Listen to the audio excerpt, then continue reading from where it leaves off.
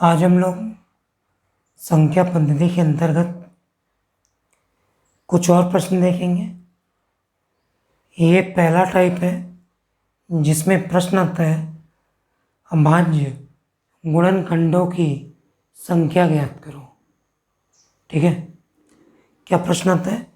अभाज्य गुणनखंडों की संख्या ज्ञात करो। 4 की पावर 9, 9 की पावर 4, 7 की पावर 7 में अभाज्य गुणनखंडों की संख्या ज्ञात करो। तो जब ये प्रश्न आए तो इसको थोड़ा आसान करने के लिए मैं बता रहा हूँ, जितने आधार होते हैं उसका एक गुणनखंड निकाल लीजिए। 4 का गुणनखंड 2, 2, 9 का 3, फिर 3, फिर 7 का अगर हो तो कर लीजिए, नहीं तो कई लोगों को पता है कि नहीं होता। तो इस तरह से मैंने आधार का क्या निकाला? गुणनखंड। तो किसी भी गुणनखंड में ध्यान रखेंगे एक की कोई वैल्यू नहीं होती। किसकी वैल्यू नहीं होती? एक की। तो 4 के कितने गुणनखंड प्राप्त हुए? 2। 9 के कितने गुणनखंड प्राप्त हुए? 2। 7 का कितना गुणनखंड प्राप्त हुआ? 1। तो सारे आधार का गुणनखंड निकालिए। 4 को किया, 1 को काउंट नहीं करना है। 4 को किया तो 2, 2, 2 गुणनखंड। 9 का किया 3, 3, 2 गुणनखंड। 7 का किया 1 गुणनखंड। और यहाँ जो पावर है इससे गुणा करते चलिए। 4 का इससे गुणा करो, 4 वाले से, तो 9। 4 के लिए 4 से गुणा करिएगा, पावर का 9, 2 गुणनखंड, 9 दूनी 18, प्लस करेंगे हमेशा। 4, ये 2, 2 गुणनखंड से गुणा, 4 दूनी 8। 7 का 1 से गुणा, पावर का 7। क्या? गुणनखंडों की संख्या निकालिए आधार के, फिर पावर जितनी ली है उससे गुणा करिए। 9 से 2 18, 4 से 2 8, 7 एकम 7, जोड़िए 18 और 8 26, 26 और 7 33। तो उत्तर अभाज्य गुणनखंडों की संख्या 33। एक अगला प्रश्न, 30 की पावर 4, 16 की पावर 5, 12 की पावर 6 में अभाज्य गुणनखंडों की संख्या क्या होगी? अभाज्य गुणनखंड जब आए तो सारे आधार का गुणनखंड करिए। 30, 2, 3, 5, 1, 16, 2, 2, 2, 2, 12, 2, 2, 3। आधार का गुणनखंड किए। गुणनखंड में 1 को काउंट नहीं करते। किसको काउंट नहीं करते? 1। तो 30 में कितने गुणनखंड बने? 2, 3, 5। तो 30 में कितने गुणनखंड? 3। 16 में दो दो के कितने गुणनखंड बने? 4। 12 में कितने गुणनखंड बने? 3। तो 30 के 3 गुणनखंड, 16 के 4 गुणनखंड, 12 के 3, और फिर पावर से गुणा करते चलिए। 4 गुणे 3 करेंगे, कितना हुआ? 12, प्लस करते जाएंगे। 5 गुणे 4 20, 5 चौके 20, फिर आगे 6 गुणे 3 18, टोटल करेंगे तो कितना आएगा? 50। तो इसमें अभाज्य गुणनखंडों की कुल संख्या 50 होगी। एक अगला प्रश्न, इसमें भी अभाज्य गुणनखंड निकालना है। तो सबसे पहले आधार का गुणनखंड करना चाहिए। 24 का करते हैं, 2 2 2 1। 5 का वही होता है 5,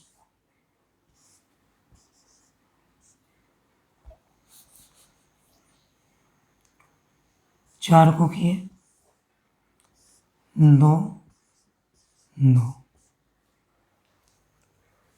तो 24 के कितने गुणनखंड बने? एक को नहीं काउंट करते ना। 24 के कितने? 4। 5 का कितना? 1। 4 का कितना? 2। और पावर से गुणा करते चलिए। 3 गुणे 4 12, प्लस करते जाएंगे। 7 गुणे 1 7, 5 गुणे 2 10, जोड़े तो कितना आया? 29। तो अभाज्य गुणनखंडों की संख्या 29।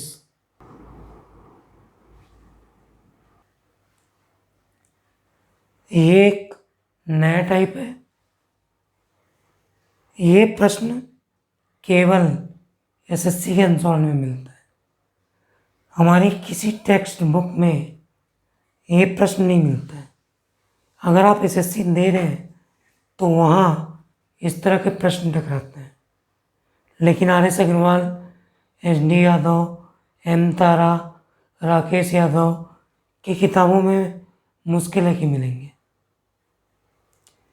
तो ये एक प्रश्न है, 60 में कुल कितनी संख्याओं से भाग कर सकते हैं?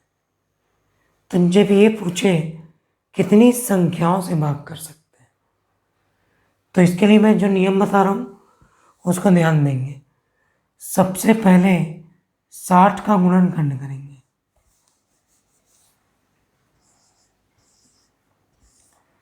करते हैं 2 से, फिर 2 से, फिर 3 से, फिर 5 से, और लास्ट में 1। मैंने बताया 1 की कोई वैल्यू नहीं होती, ठीक है। प्रोसीजर याद रखेंगे। जो चीज़ आपको मिला गुणनखंड में उसको पावर में लिखना है। फिर से, जो चीज़ गुणनखंड में मिलती है उसको पावर में लिखते हैं। तो क्या मिला? 2 की पावर 2 बार 2, और क्या? 3 की पावर 1 बार तो 1, 5 की पावर 1 बार तो 1। विशेष ध्यान रखेंगे। फिर से, पहले गुणनखंड निकालिए, जितने गुणनखंड आते हैं उसको पावर के रूप में लिखिए।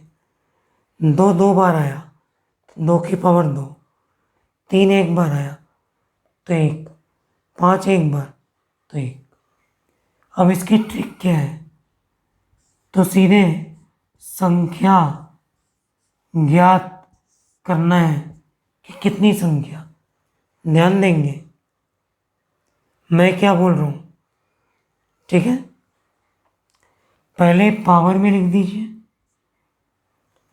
2 की पावर 2, 3 की पावर 1, 5 की पावर 1 गुणनखंड को। नियम ध्यान रखेंगे, अक्सर लोग भूल जाते हैं।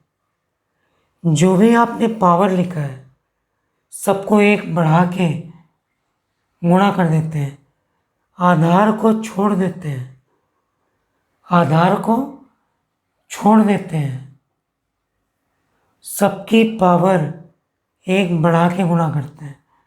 तो यहाँ पावर 2 है तो 3,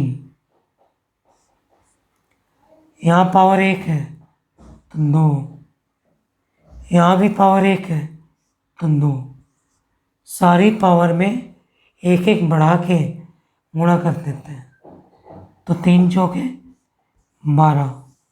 तो उत्तर 60 में कुल कितनी संख्याओं से भाग किया जा सकता है? तो 12 संख्याओं से। वैसे ही अगला प्रश्न, 225 में कुल कितनी संख्याओं से भाग कर सकते हैं? तो कुल कितनी संख्याएं हैं जो 225 को काट सकती है, ये निकालना है। तो गिन नहीं सकते ना, तो मेथड क्या है, पहले गुणनखंड करें। 3 से करेंगे, 7 3 21, फिर 3 5 15, फिर 3 से करेंगे 25, फिर 5, फिर 1 को नहीं लेते।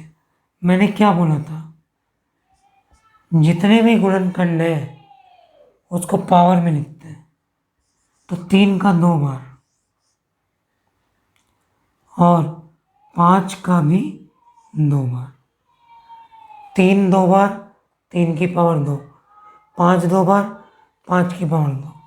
सीधे ट्रिक क्या है, ध्यान देंगे केयरफुली। जो भी पावर आती है उसमें 1 बढ़ा के गुणा। 2 की पावर, यहाँ पावर 2 है तो इसको लिखिए 3, यहाँ भी पावर 2 है तो इसको भी लिखिए 3, 3 दिया 9। तो उत्तर 225 में कितनी संख्याओं से पूरा भाग कर सकते हैं? तो उत्तर 9 संख्याओं से। एक प्रश्न और, ताकि चीज़ें अच्छे से बनने लगे। 300 में कुल कितनी संख्याओं से भाग कर सकते हैं? तो 300 का गुणनखंड 2 2 3 5 5 और 1। सबसे पहले जितने गुणनखंड हैं उसको पावर में लिखते हैं। 2 2 बार, 3 1 बार, 5 2 बार। गुणनखंड 2 2 बार, 3 1 बार, 5 2 बार। मैंने ट्रिक बताया कि संख्या के लिए जितने पावर हैं उसको 1 बढ़ा लीजिए। 2 को लिखेंगे 1 3, 1 को बढ़ाए तो 2 और ये 3, 3 दूनी 6 तिया 18। कितनी संख्याओं से 300 कट सकता है? 18 संख्याओं से। ये एक नया टाइप है जो एसएससी में पूछा जाता है। 1 गुणे 2 गुणे 3 गुणे 4 गुणे 5, 300। तो ये लगातार कैसी संख्या है? 1 2 3 4 मतलब प्राकृतिक संख्या। तो प्राकृतिक संख्या 1 से लेके 300 में शून्यों की संख्या कितनी होगी? ध्यान से, ये नया पैटर्न है। शून्यों की संख्या कितनी होगी? तो किसी में शून्य, किसी में भी शून्य कब प्राप्त होता है? तो या तो संख्या में शून्य का गुणा हो, या तो संख्या में 5 का गुणा हो। 5 में सम संख्या का गुणा तो भी शून्य आता है, या किसी संख्या में शून्य का गुणा तो भी शून्य आता है। तो जब भी ऐसे प्रश्न आए कि शून्यों की संख्या क्या होगी, तो इसका तरीका देखिएगा क्या करते हैं। लेकिन शुरुआत प्राकृतिक संख्या से हो, ठीक है, केवल प्राकृतिक संख्या, ठीक है। तो 1 से लेके 300 तक, तो इसमें कॉन्सेप्ट आता है 5 का। ध्यान रखेंगे क्या करना है, अंतिम संख्या में 5 का भाग करिए।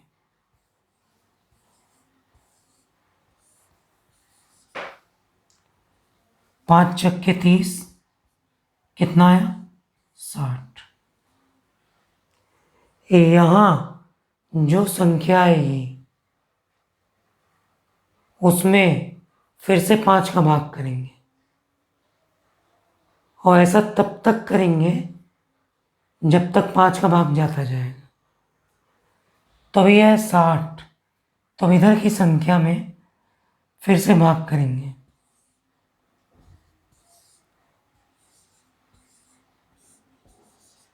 कितना आया?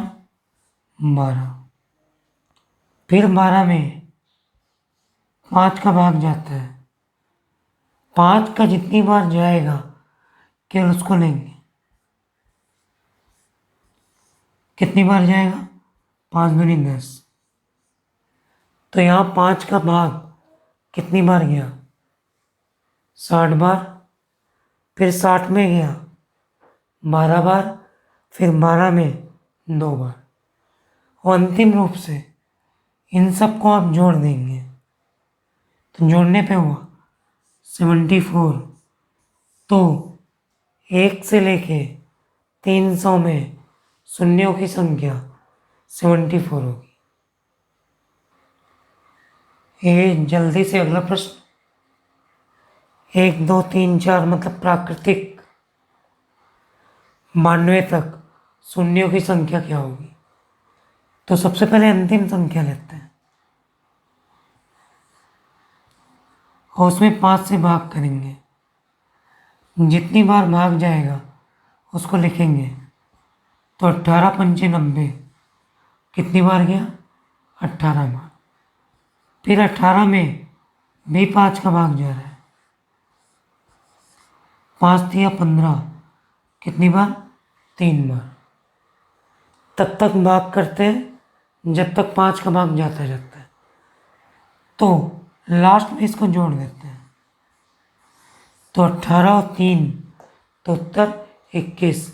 तो 1 से लेके 92 में लगातार गुणा हो तो शून्यों की संख्या 21 होगी।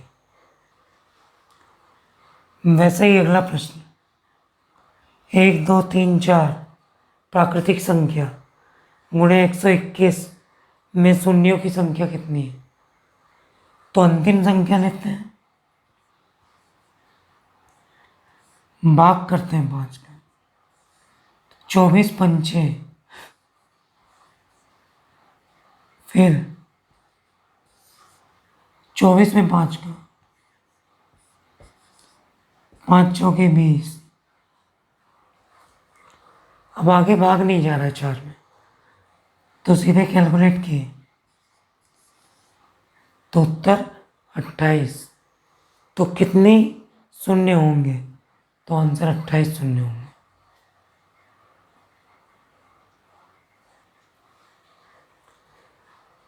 2 4 6 8 डैश डैश 200। कैसी संख्या है? ध्यान देंगे इस पैटर्न को। संख्याएं क्या है? सम। तो प्राकृतिक संख्याओं में अगर मैं बोलूं कितने सम पद होंगे 200 तक में, 200 तक में कितने सम पद? तो याद रखेंगे आधी संख्या सम, आधी संख्या विषम। तो 200 तक में आधी संख्या सम होती है। कितनी संख्या सम होती है? आधी। तो 100 संख्या सम, 100 संख्या विषम। तो यहाँ पर सारी संख्याएं सम हैं, इसलिए इसके केवल आधे पद को लेंगे। तो 100 का 200 का आधा 100 होता है। ठीक है, सारी संख्याएं सम है, तो सम मतलब आधा सम आधा विषम। तो 200 तक में पद कितने होंगे? तो आधे सम पद मतलब 100। तो यहाँ हम 100 लेके हल करेंगे। 5 का भाग किए 20, फिर 5 का भाग किए 4, अब नहीं जाएगा। तो 20 और 4 24, तो उत्तर होगा 24।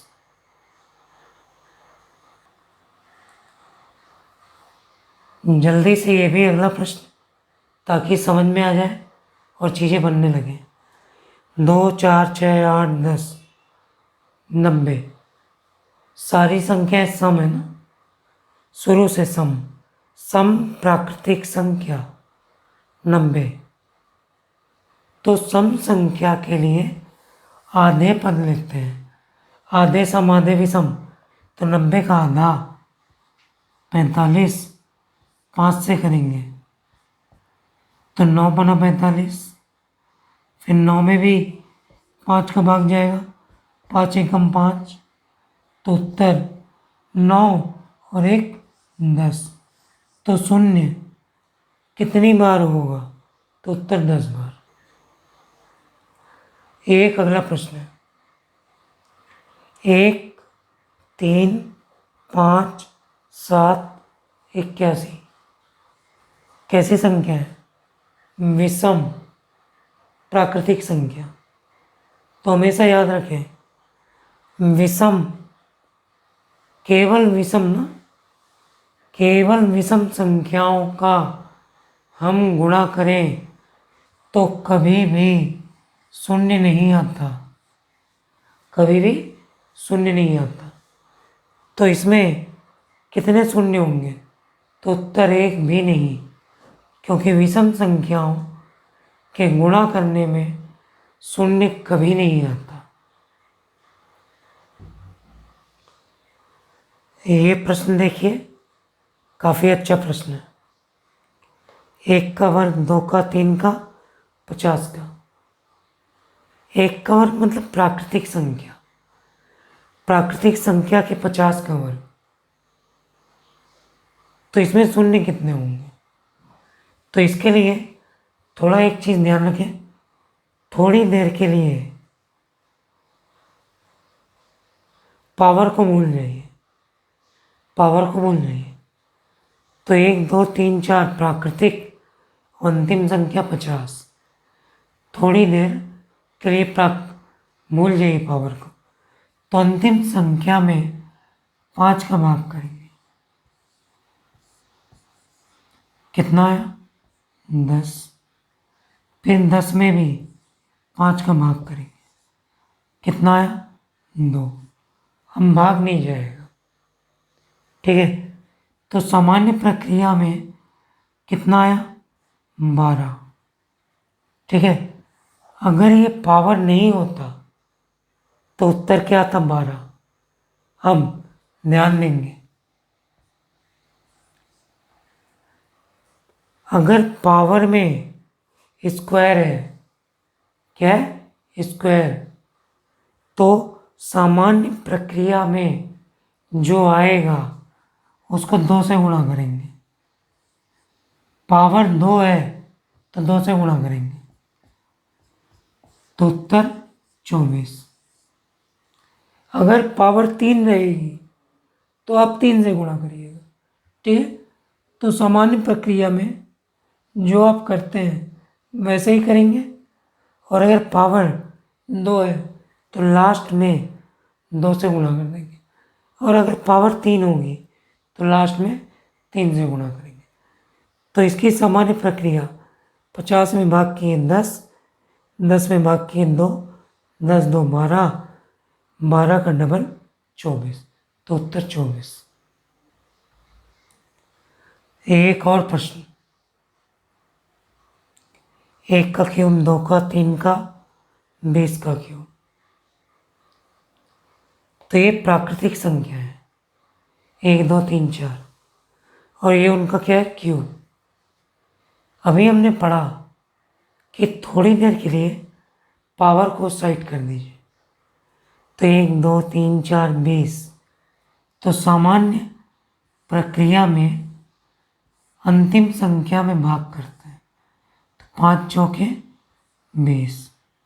अब इसमें भाग नहीं जाएगा, तो सामान्य प्रक्रिया में शून्य कितने प्राप्त हुए, 4।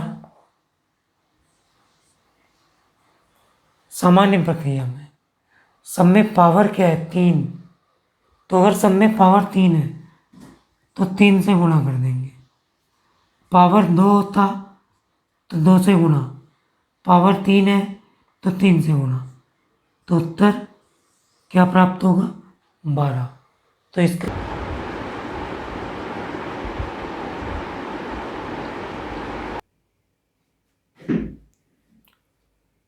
एक अगला टाइप है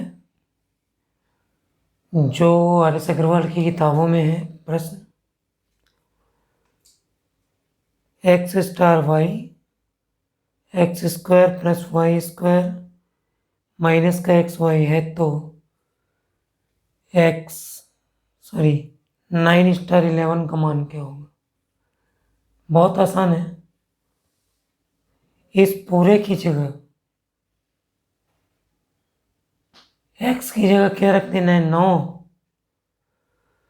और स्टार वाई की जगह 11 रख देना है। तो सीधे यहाँ 9 स्टार 11, मतलब एक्स की जगह 9, वाई की जगह 11 रखने पर, तो 9 का स्क्वायर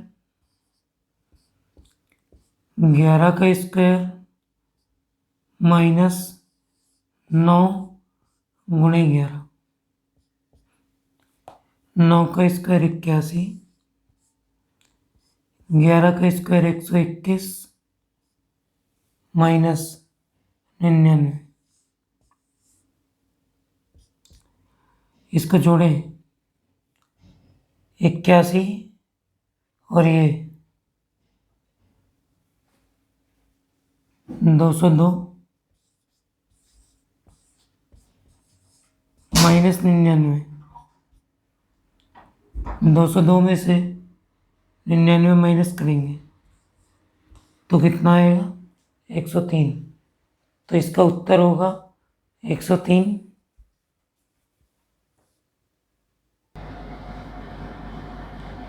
वैसा ही अगला प्रश्न, ए स्टार बी बराबर 2 ए प्लस बी है, तो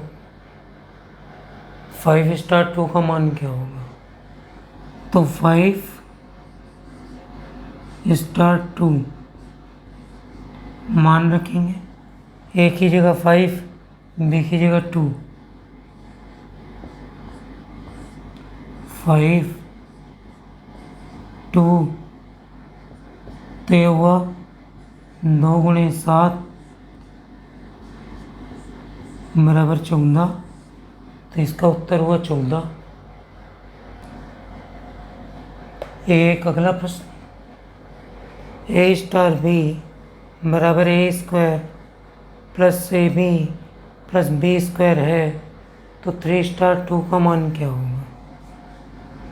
केवल 3 स्टार 2 है, तो यहाँ 3 स्टार 2 रखेंगे, मतलब ए की जगह 3, बी की जगह 2। 3 मतलब 3 का square plus 3 into 2 plus B मतलब 2 का स्क्वायर। 3 का स्क्वायर 9, 6, 2 का स्क्वायर 4, 6 4 10 और 9 19, तो इसका मान 19 आएगा। ये एक अगला प्रश्न है,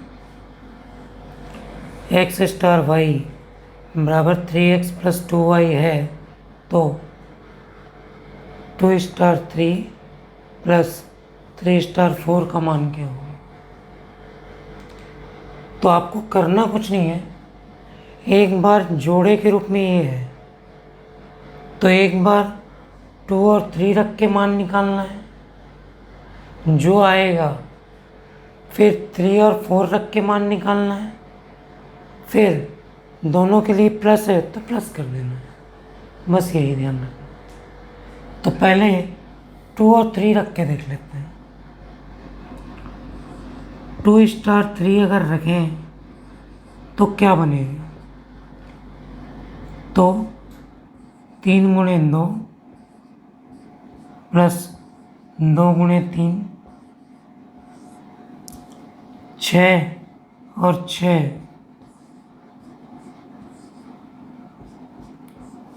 तो कितना है 12। तो 2 स्टार 3 रखने पर x की जगह रखें 2, y की जगह 3, तो 12 है। ऐसे ही दूसरा रखते हैं। अब रखेंगे 3 और 4 सेम, 3 स्टार 4 रखें तो 3 इंटू 3, एक्स की जगह 3, y की जगह 4,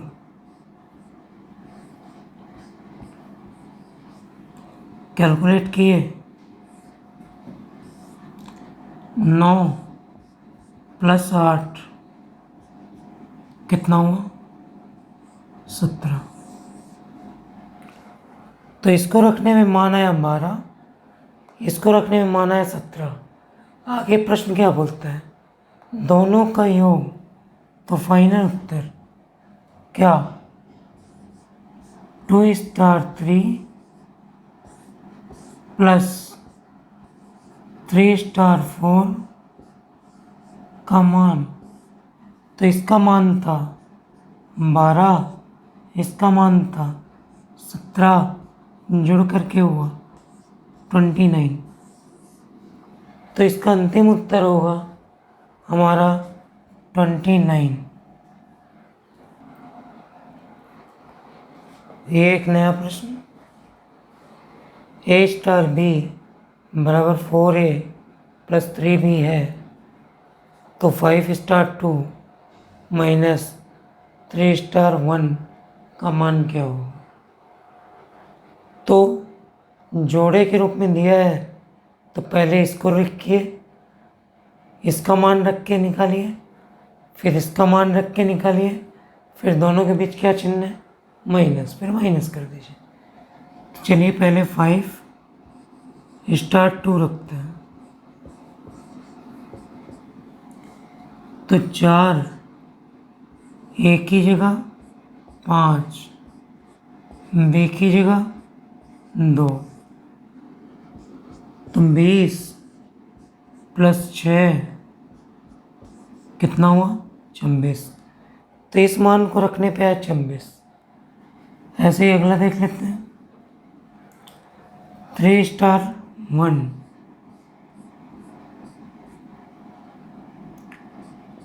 तो 4 इंटू 3 प्लस 3 इंटू 1, मान रखें ये हुआ 12 प्लस 3 मतलब 15। तो इसका मान आया 26, इसकी जगह इसको रखे तो मान आया 15।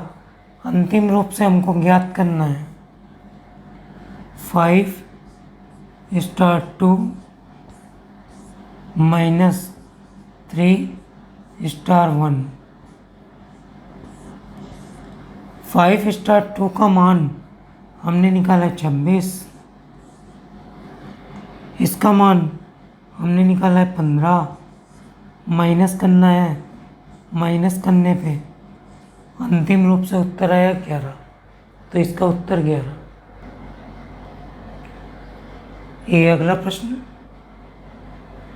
व्यापम में पूछा हुआ प्रश्न है, काफ़ी अच्छा प्रश्न है क्योंकि यहाँ बिल्कुल अलग कॉन्सेप्ट पूछा गया है। एक्स स्टार वाई बराबर X square Y square X Y plus 1 है, तो ए स्टार 2 फिर उसके बाद ब्रैकेट स्टार 3 का मान क्या होगा। तो हमको पहले इसको निकालना है, तो ये जोड़ा बन जाएगा। फिर वो जोड़े में जो मान आएगा उसको रख के अलग अलग करना पड़ेगा। पहले इस जोड़े को निकालेंगे तो इस जोड़े को एक मान बन जाएगा, तो फिर इसके साथ जो मान आएगा वो 3 के साथ जोड़ा बना लेगा। देखिए मैं हाथ रख रहा हूँ, समझ में आ रहा है। पहले इसको पूरा हल करें, जो आएगा वो फिर इस मान के रूप में इसका हो जाएगा। करते हैं। 1 स्टार 2 का मान क्या होगा। 1 का स्क्वायर 2 का स्क्वायर 1 गुणे 2 प्लस 1।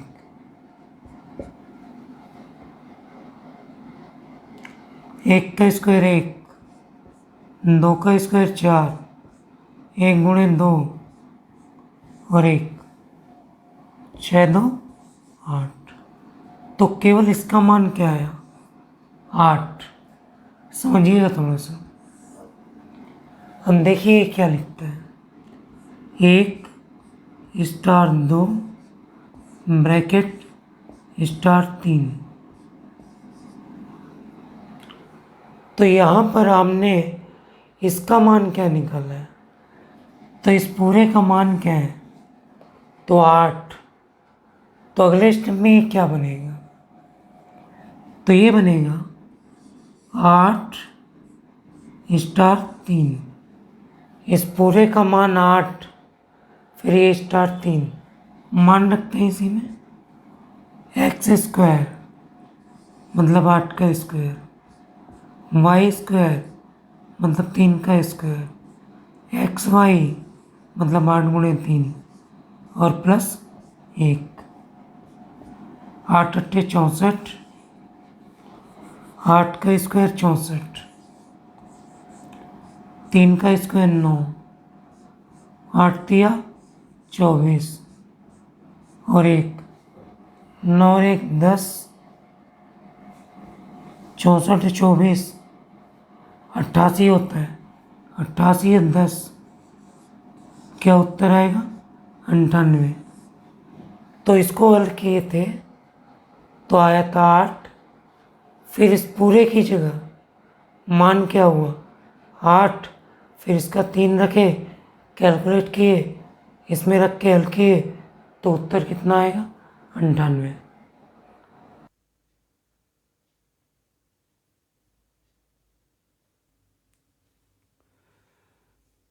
सूत्र आधारित प्रश्नों में कुछ पैटर्न छूट गए थे, उसको देखते हैं आज, जो थोड़े बहुत छूटे हुए थे, 4-5 क्वेश्चन। हम लोगों ने पढ़ा था किसी संख्या, सूत्र आधारित प्रश्न में बहुत सारा हल किए हैं। अगर आपको लगता है कि सूत्र आधारित देखना है तो वीडियो देख लीजिएगा, आपको समझ में आ जाएगा। किसी संख्या और उसके व्युत्क्रम का योग अगर 2 हो, किसी संख्या और उसी के व्युत्क्रम का योग अगर 2 हो, तो हमेशा यहाँ x का मान +1 रखा जाता है। x बराबर क्या होता है +1। फिर आगे किसी संख्या और उसके व्युत्क्रम का योग अगर -2 है, किसी संख्या उसके व्युत्क्रम का योग -2 है, तो यहाँ हमेशा एक का मान -1 होता है। ठीक है, तो ऐसे ही थोड़ी देर के लिए मान लें कि ये कोई संख्या है पूरी, तो ये पूरी एक संख्या और ये उसके व्युत्क्रम, इस पूरे को एक संख्या मान लीजिए। थोड़ी देर के लिए समझाने के लिए मैं लिख देता हूँ कि मान लीजिए पूरी संख्या p और इसका व्युत्क्रम 1/p बराबर 2 है। कितना है? 2। तो फिर p का मान क्या होगा? तो अगर किसी संख्या और उसके व्युत्क्रम का योग 2 है तो हमेशा p का मान +1 होता है। अब p बराबर क्या था? x - 3 बराबर 1। जरूरत पड़ने पर जैसा इसको हल करना हो वैसा कर सकते हैं। तो x का मान कितना होगा? तो ये 4 हो सकता है जरूरत पड़ने पर। अन्यथा अगर मैं इसको p ना लिखूं तो सीधे लिख सकता हूं समझाने के लिए कि किसी संख्या और उसके व्युत्क्रम का योग, ये पूरी संख्या वही है, ये पूरी संख्या वही है व्युत्क्रम में, और हमेशा योग 2 होना चाहिए। तो प्लस का 2 होने पर इस संख्या का पूरा मान, इस संख्या का पूरा मान हमेशा क्या होगा? 1। तो ऐसे कई प्रश्न आते हैं जिसमें वो संख्या और उसके व्युत्क्रम का योग का कॉन्सेप्ट 2 होना चाहिए या -2, और उसके आधार पर बहुत से नए नए क्वेश्चन आते हैं। ठीक है, चलिए देखते हैं।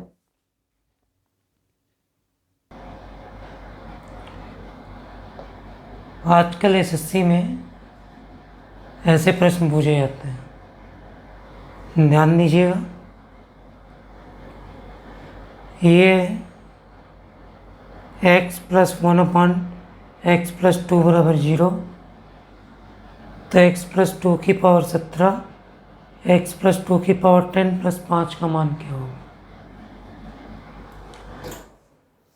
अगर हम ध्यान से देखें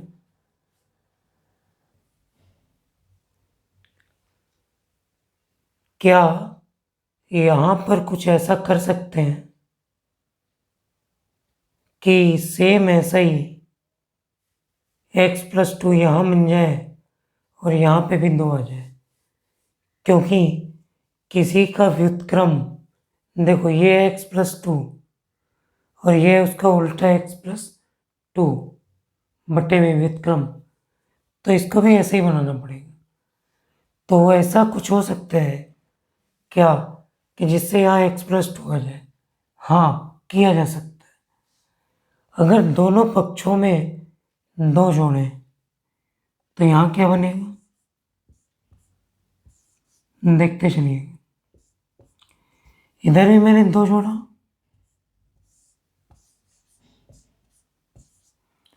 और इधर भी मैंने 2 जोड़ा,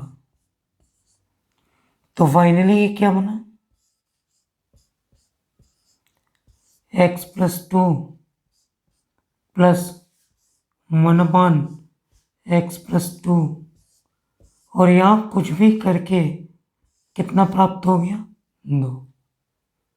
तो भी हमने पढ़ा है थोड़ी देर पहले किसी संख्या x + 2, उसका व्युत्क्रम x + 2 का योग अगर 2 हो, किसी संख्या और उसके व्युत्क्रम का योग अगर हमेशा 2 हो, तो मान, उस संख्या का मान कितना होता है? 1। कितना होता है? 1। तो यहाँ रिजल्ट आया x + 2 का मान क्या होगा? 1। फिर से, क्या कुछ ऐसा करें कि x + 2 और उसका व्युत्क्रम x+2 1/, में हो सकता है, तो यहाँ दोनों पक्षों में 2 जोड़े, तो इधर 2 जोड़े, इधर जोड़े, तो ये बन गया x+2, ये बन गया 1/x+2 बराबर 2। हमने 2 का कॉन्सेप्ट पढ़ा है। अगर योग 2 हो तो मान कितना होता है? 1। तो इस पूरे की जगह 1 रख सकते हैं। चलिए अब इसमें मान रखते हैं। x+2 की जगह क्या रखेंगे? 1। तो 1 की पावर 17 प्लस 1/1 की पावर 10 प्लस 5। इस पूरे का मान 1 होता है। तो आगे 1 की पावर 17 मतलब 1 की पावर 10 में 1/1 प्लस 5, तो 1 प्लस 1 प्लस 5 कैलकुलेट करेंगे तो अंतिम रूप से उत्तर कितना प्राप्त होगा? 7। तो इसका उत्तर 7 प्राप्त होगा। एसएससी का ये अगला प्रश्न, x 1/x+6 बराबर -4 है, तो x+6 की पावर 200 1/x+6 की पावर 96 प्लस 3 का मान क्या होगा? तो यहाँ से एक चीज़ समझ में आ रही है। यहाँ एक संख्या x+6 है पूरी और उसका व्युत्क्रम है x+6, तो ऐसा यहाँ पे भी होना चाहिए। तो क्या कुछ ऐसा करें कि यहाँ पे भी वो चीज़ बन जाए? हाँ, तो अगर मैं दोनों पक्षों में 6 जोड़ूं, देखिएगा ये मैंने 6 जोड़ा,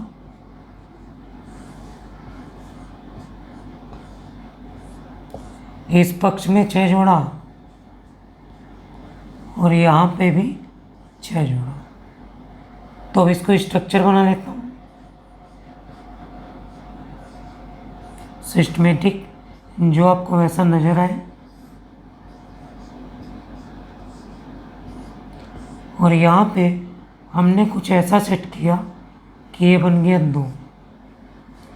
फिर वही नियम, किसी संख्या और उसके व्युत्क्रम का योग अगर 2 है प्लस का, किसी संख्या और उसके व्युत्क्रम का योग अगर 2 है प्लस में, तो हमेशा उसका मान 1 होता है।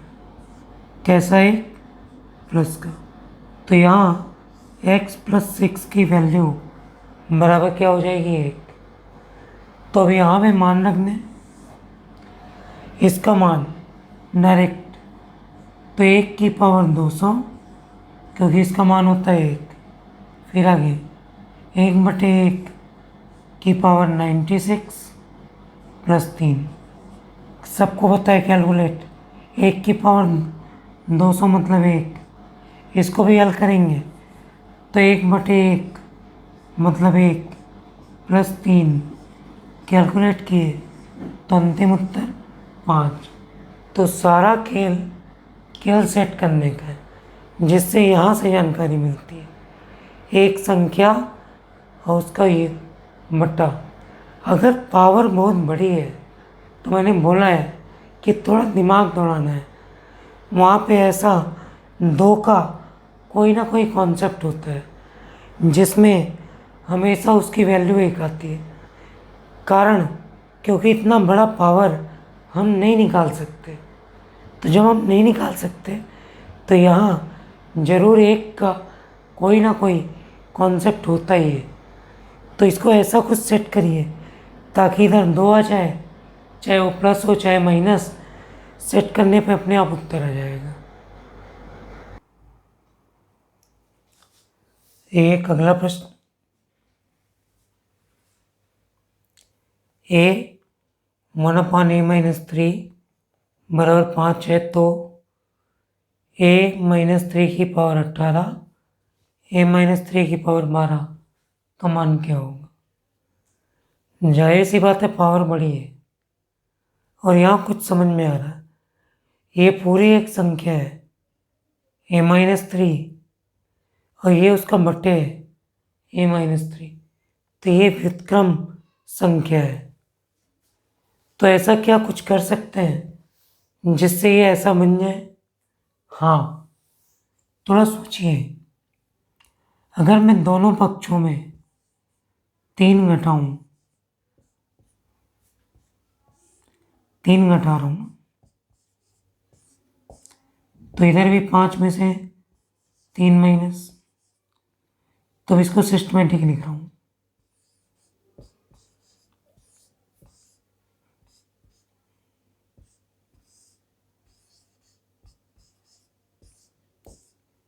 देखिए फिर वैसे ही बन गया।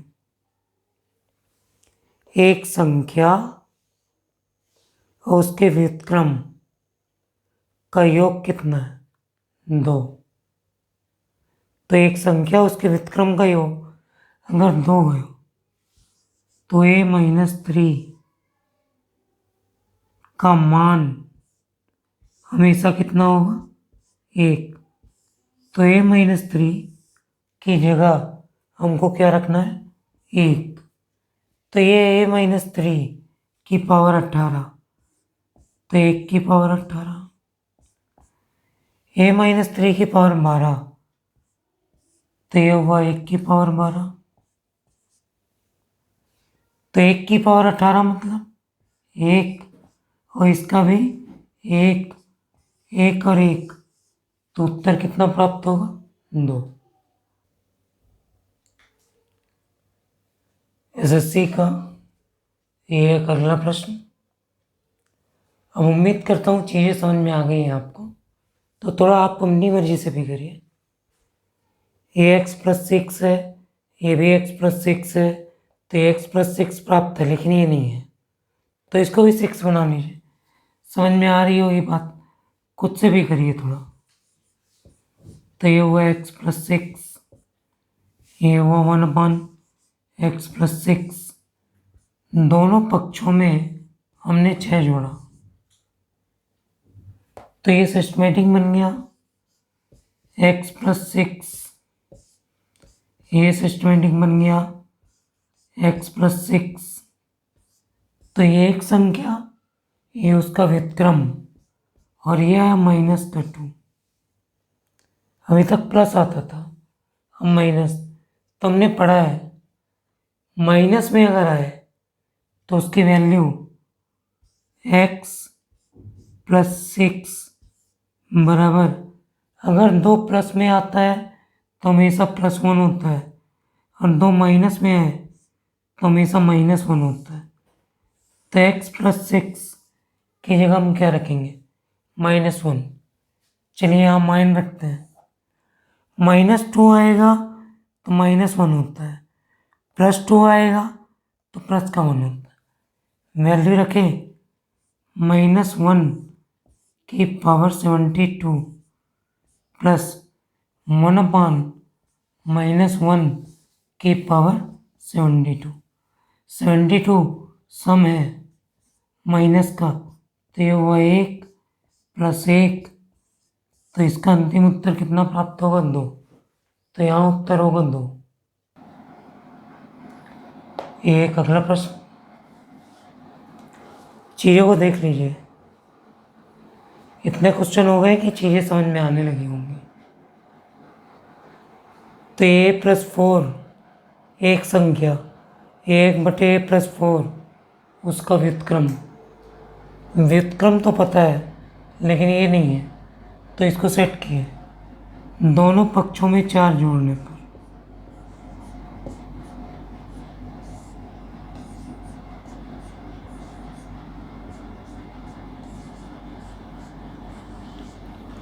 ठीक है, दोनों पक्ष में 4 जोड़े तो ये सिस्टमेटिक बन गया। a+4 1/a+4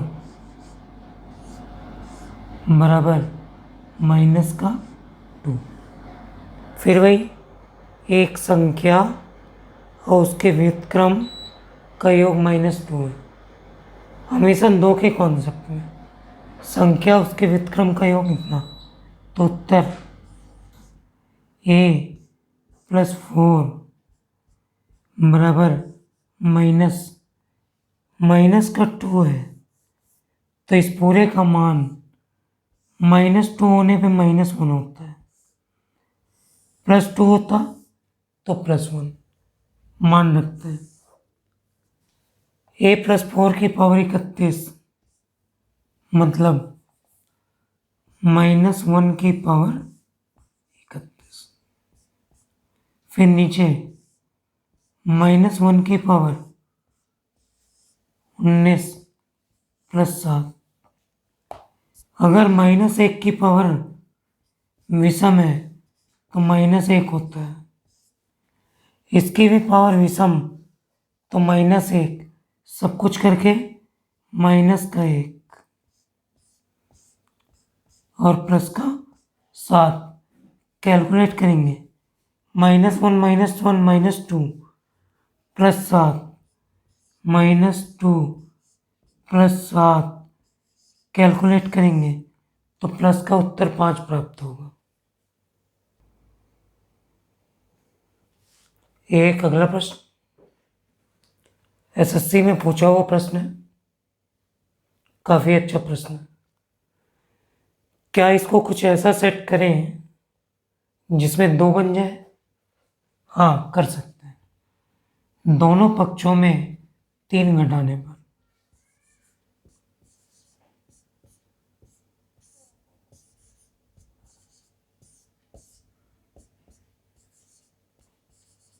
कैलकुलेट किए सिस्टमेटिक, तो ये बन गया x -3 + 1/x -3 बराबर 2।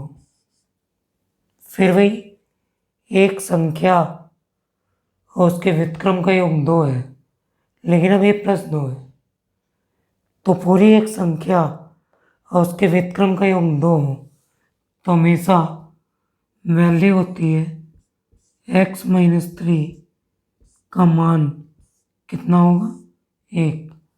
प्लस का 2 होने पे 1 होता है। अब आप यहां से एक चीज निकाल सकते हैं, क्या? अगर x -3 बराबर 1 है तो x बराबर 3 इधर जाके प्लस हो जाएगा, तो x का मान कितना आया, फाइनल 4, क्योंकि यहाँ हमको x का मान रखना है, इसलिए हमने इसको हल किया और हल करके 4 प्राप्त किया। इसकी पूरी वैल्यू 1 होगी, यहाँ से हमने x निकाला तो 4 आया। चलिए इसे मान रखें, x³ 4 का क्यूब, x² 4 का स्क्वायर, 2x 2 × 4 + 3, 4 का क्यूब 64, 4 का स्क्वायर 16, 4 दूनी 8 + 3, 64 और 16 80, 80 और 8 88, 88 और 3 91, तो अंतिम रूप से इसका उत्तर आएगा 91।